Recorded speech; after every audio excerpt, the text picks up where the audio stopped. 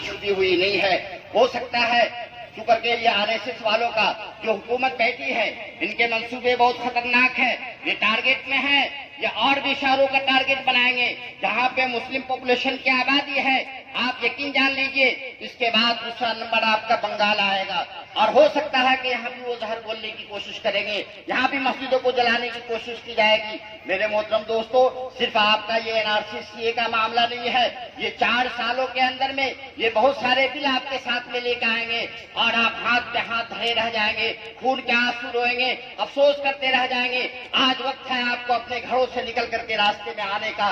आज अगर आपने रास्ते पे निकल के नहीं आया तो कल ये जान लीजिए, जब आपकी मस्जिदों की आजान बंद हो जाएगी, आपकी माँ बहनों के ऊपर में नकाब के ऊपर पाबंदी लग जाएगा, आप रोजा नहीं रख सकेंगे। जो चाइना के अंदर में हाल हुआ, ये हालात भी आपके साथ आने वाले हैं। आप नमाज, रोजा, ज़कात, खैरात और दीन के कामों से भी महरूम कर दिए जाएंगे, यहाँ तक कि आपको घर में महसूर होकर के रह जाना पड़ेगा। उस वक्त में आप मदद भी चाहेंगे मदद करने वालों से, तो आपको मदद भी नहीं मिलेगी और आपकी मस्जिदों को तोड़ दिया जाएगा, आपके मदारिस को मुनहदिम कर दी जाएगी, आपके कुरान को आपके जो है आपके घरों तक महदूद कर दिया जाएगा। और यहाँ तक कि आप घरों के अंदर में कुरान की तिलावत करने के लिए भी जब खोजेंगे तो आपको कुरान शरीफ भी आपको मैसर नहीं होगा।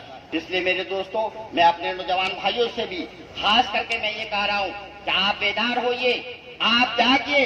ये वक्त बहुत हालात नाजुक दौर में से गुजर रहा है और आपके दुश्मनान इस्लाम जो मुसलमानों का नाम लेकर के खुलेआम ये दुश्मनी पे उतर आया है, आज अगर नहीं जागेंगे, मैं यकीन के साथ कहता हूँ, अगर अमित शाह जी जिस तरीके से मुसलमानों का नाम लेकर के पार्लियामेंट से लेकर के राज्यसभा तक उन्होंने बिल पास करवाया है, अगर यही नाम अगर ईसाई का हो गया रहता जो सबसे कम तादाद में है, तो खुदा की कसम मैं यकीन के साथ कहता हूँ आज हिंदुस्तान का नक्शा पलट गया होता। लेकिन मुसलमान आज इतनी बेखुदी में जिया हुआ है कि जिसका नाम लेकर के ये कहा कि मैं मुसलमानों को नागरिकता नहीं दूंगा, सबको दूंगा, और मुसलमान अब भी बदखाबी में सोया हुआ है। लोग रहते हैं, जितने लोग रहते हैं सबके खिलाफ है।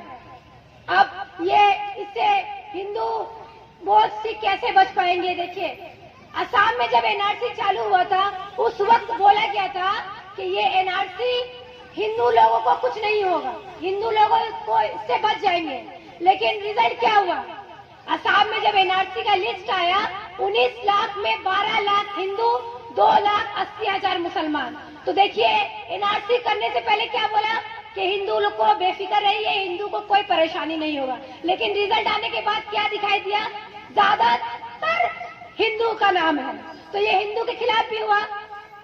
अब देखिए, पूरे मुल्क हिंदुस्तान में इस्लाम या मुसलमान को बोला जाता है माइनॉरिटी। माइनॉरिटी मतलब कम संख्यक, तो ये कम संख्या है। तो ये जो सीए एनआरसी चालू होगा, इसमें 135 करोड़ जो आवामी जनता है, जो आवाम है, सबको ही कागज दिखलाना पड़ेगा। सिर्फ मुसलमान को ही लाइन में खड़ा रहना पड़ेगा, ऐसा नहीं है। सीए में हर वो इंसान जो हिंदुस्तान में रहते हैं सबको ही नागरिकता के लिए लाइन में खड़ा रहना पड़ेगा। कर रहा हूँ कि मस्जिदें कह रही हैं आपने सजाना मुझको, तेरी गफलत में बनाया है निशाना मुझको, मस्जिदों और मदरसों को जो गिरता देखा, याद फिर आया यजीदों का जमाना मुझको। अल्लाह।